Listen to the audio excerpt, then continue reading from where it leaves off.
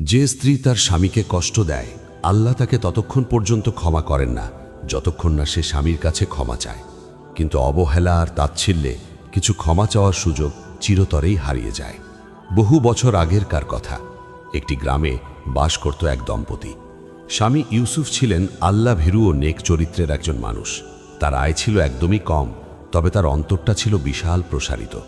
কিন্তু ইউসুফ জানতেন, সবর করা আসলে সবচেয়ে বড় শক্তি। তার জীবনের প্রতিটি মুহূর্ত ছিল পরীক্ষার, প্রতিটি শ্বাস ছিল কষ্টের, কিন্তু তিনি কখনো আল্লাহর কাছে অভিযোগ করেননি। ইউসুফ ছিলেন একজন সাধারণ কাঠমিস্ত্রি। তার হাতের কাজ ছিল সূক্ষ্ম ও মসৃণ।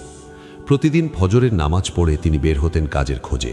কখনো আসবাবপত্র মেরামত করতেন, কখনো নতুন দরজা বানাতেন, কখনো মসজিদের মিম্বর সংস্কার করতেন।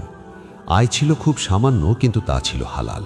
তার চোখে ছিল এক অদ্ভুত প্রশান্তি, যে প্রশান্তি শুধু আল্লাহর